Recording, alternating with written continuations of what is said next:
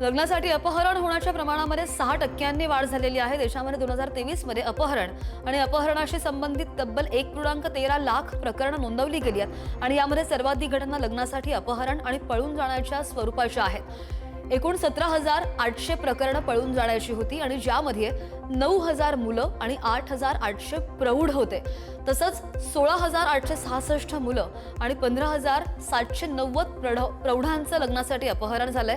2022च्या तुलनेमध्ये या घटनांमध्ये 5.6% वाढ झाल्याचं समोर आलंय। पंजाबचे मुख्यमंत्री भगवंत मान यांनी मंगळवारी दिल्लीमध्ये केंद्रीय गृहमंत्री अमित शहा यांची भेट घेतली। ही बैठक सुमारे 25 मिनिटं चाललेली होती आणि त्यानंतर मुख्यमंत्री बाहेर पडले। त्यांनी पत्रकार परिषद सुद्धा घेतली। यावेळी मुख्यमंत्र्यांनी मी गृहमंत्र्यांना 1,600 कोटी रुपये म्हणजेच उंटाच्या तोंडामध्ये चिरा टाकल्यासारखं आहे असं म्हटलेलं आहे आणि यावेळी शहा यांनी उत्तर दिलं की ते फक्त टोकन मनी होतं। आतापर्यंत झालेलं नुकसान 13,800 कोटी रुपयांचं आहे, पण ते 20,000 कोटी रुपयांपर्यंत पोहोचलेलं आहे आणि यावेळी शहा यांनी हे टोकन मनी असून आणखी पैसे दिले जातील असं म्हटलेलं आहे। समाजवादी पक्षाचे माजी कॅबिनेट मंत्री आणि अमेठीचे माजी आमदार गायत्री प्रसाद प्रजापती यांच्यावर उत्तर प्रदेशची राजधानी लखनौमधील तुरुंगात जीवघेणा हल्ला झालाय। या हल्ल्यामध्ये प्रजापती यांच्या डोक्याला गंभीर दुखापत झालेली आहे। त्यांची प्रकृती सध्या स्थिर आहे, मात्र या घटनेमुळे तुरुंगाच्या सुरक्षिततेवर गंभीर प्रश्नचिन्ह निर्माण झालंय। तुरुंगात असलेले माजी मंत्री गायत्री प्रजापती यांच्यावरील हल्ल्याची बातमी चिंताजनक आहे आणि तुरुंग प्रशासनाने माजी मंत्र्यांना योग्य वैद्यकीय उपचार द्यावेत अशी पोस्ट समाजवादी पार्टीचे प्रवक्ते फखरुल हसन चंद यांनी केली आहे। लेहमध्ये 24 सप्टेंबरला झालेल्या हिंसाचारानंतर लागू करण्यात आलेल्या संचारबंदीत आज 6व्या दिवशी शिथिलता देण्यात आली आहे। या निर्णयानंतर नागरिकांनी बाजारामध्ये मोठ्या प्रमाणावर गर्दी केली। लोकांनी किराणा, कपडे, इतर आवश्यक वस्तू घेण्यासाठी सुद्धा गर्दी केल्याचं पाहायला मिळालं। दरम्यान प्रशासनाने शांतता राखण्याचं आवाहन सुद्धा केलेलं असून सुरक्षिततेच्या पार्श्वभूमीवर कडेकोट बंदोबस्त ठेवण्यात आलाय आणि यापूर्वी सोमवारी दुपारी 4 वाजल्यापासून 2 तासांसाठी निर्बंध शिथिल करण्यात आलेले होते आणि त्यानंतर मंगळवारी सकाळी 10 ते संध्याकाळी 5 वाजेपर्यंत ही शिथिलता कायम होती।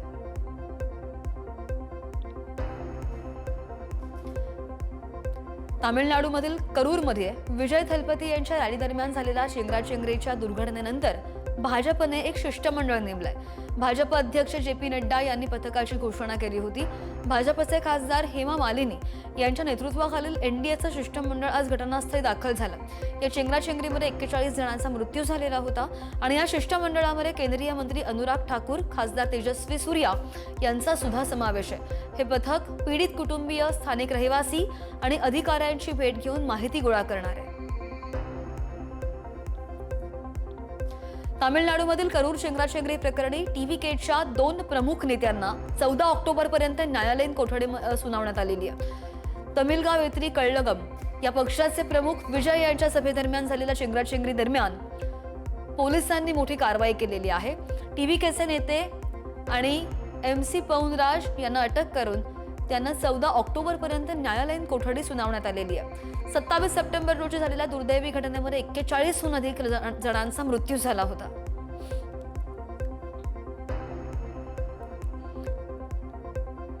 करूर चेंगराचेंगरी प्रकरणावरून मुख्यमंत्री स्टॅलिन बदला घेत असल्याची टीका अभिनेता विजयने केली आहे। रॅलीत झालेल्या जीवितहानीबद्दल शोक व्यक्त करत घटनेमागील सत्य लवकरच बाहेर येईल असं वक्तव्य सुद्धा त्यांनी केलंय। चेंगराचेंगरी प्रकरणामध्ये पक्षाच्या काही पदाधिकाऱ्यांना ताब्यात घेण्यात आलेलं असून तुम्हाला जर सूड उगवायचा असेल तर तुम्ही तो माझ्यावर उगवा, पण माझ्या पक्षाच्या कार्यकर्त्यांना हात लावू नका असं आव्हान विजय यांनी मुख्यमंत्र्यांना केलंय। सुरक्षा यंत्रणांच्या हलगर्जीपणाची चौकशी करावी अशी मागणी सुद्धा विजय यांनी पोलिसांकडे केली आहे। भाजपला सरकारमध्ये घेण्याऐवजी मी मुख्यमंत्री पदाचा राजीनामा देईन असं विधान जम्मू आणि काश्मीरचे मुख्यमंत्री ओमर अब्दुल्ला यांनी केलंय। विधानसभा निवडणुकांनंतर भाजपला सरकारमध्ये सहभागी करून घेण्याचा पर्याय होता, पण तो त्यांनी स्वीकारला नाही आणि याच संदर्भात त्यांनी स्पष्टीकरण दिलंय। भाजपला सरकारमध्ये घेतलं असतं तर आतापर्यंत आम्हाला राज्याचा दर्जा परत मिळाला असता, मात्र भाजपला सरकारमध्ये घेण्याऐवजी मी मुख्यमंत्री पदाचा राजीनामा देणं पसंत करेन असं सुद्धा ओमर अब्दुल्ला म्हणाले। बिहार विधानसभा निवडणुकीसाठी अंतिम मतदार यादी जाहीर करण्यात आलेली आहे। बिहारमधील एकूण मतदारांची संख्या आता 72.2 दशलक्ष झाली आहे.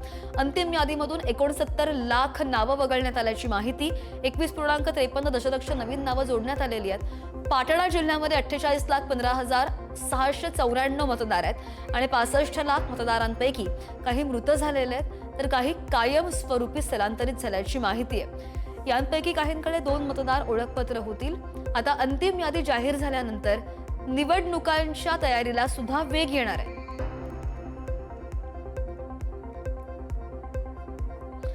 दिल्लीमधील स्वयंघोषित बाबा स्वामी चैतन्यानंद सरस्वतीवर गुन्हा दाखल झाला आणि त्यानंतर आश्रमातील अनेक अवैध प्रकार उघडकीस आले. चैतन्यानंदाचा फोन तपासला गेला असता त्याच्या फोनमध्ये महिलांचे फोटो, अश्लील चॅट सुद्धा आढळून आलेले आहेत. चैतन्यानंदने अनेक महिला सदस्यांसोबतचे फोटो आणि अनेक महिलांच्या सोशल मीडिया प्रोफाईलचे स्क्रीनशॉट्स फोनमध्ये ठेवले. पोलिसांनी चैतन्यानंदच्या 2 महिला साथीदारांना सुद्धा ताब्यात घेतलेलं असून त्यांची चौकशी केली जाते. चैतन्यानंद चौकशीमध्ये पोलिसांना सहकार्य करत नसल्याची माहिती.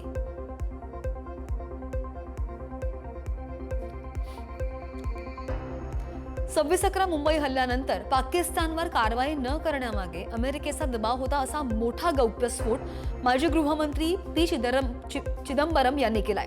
हल्ल्यानंतर लष्करी प्रत्युत्तराचा विचार केला होता, पण अमेरिकेचे परराष्ट्र मंत्री राईस यांच्या भेटीनंतर आणि जागतिक दबावामुळे तत्कालीन UPA सरकारनं कारवाई टाळली असा दावा सुद्धा त्यांनी केलाय. परराष्ट्र मंत्रालयाच्या सल्ल्यानुसार रणांगणात उतरू नये असा निर्णय घेतला गेला. दरम्यान भाजपचे या वक्तव्यावर टीका करत काँग्रेसचा हा खुलासा खूप उशिराने केलेला आणि अपुरा असल्याचं सुद्धा म्हटलंय.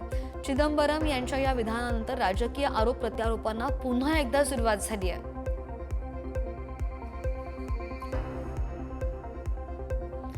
पंतप्रधान नरेंद्र मोदींनी नवी दिल्लीमधील चित्तरंजन पार्क येथील दुर्गा पूजा पंडालला भेट देऊन आरती केली. या कार्यक्रमाला मुख्यमंत्री रेखा गुप्ता यांची देखील उपस्थिती होती. दुर्गा पूजेच्या या पवित्र प्रसंगी पंतप्रधान मोदींनी दुर्गा देवीचा आशीर्वाद घेतला. चित्तरंजन पार्क इथं दिल्लीमधील बंगाली समुदाय मोठ्या प्रमाणावर आहे. सोबतच इथली दुर्गा पूजा मोठ्या उत्साहामध्ये आणि पारंपरिक पद्धतीनं साजरी केली जाते.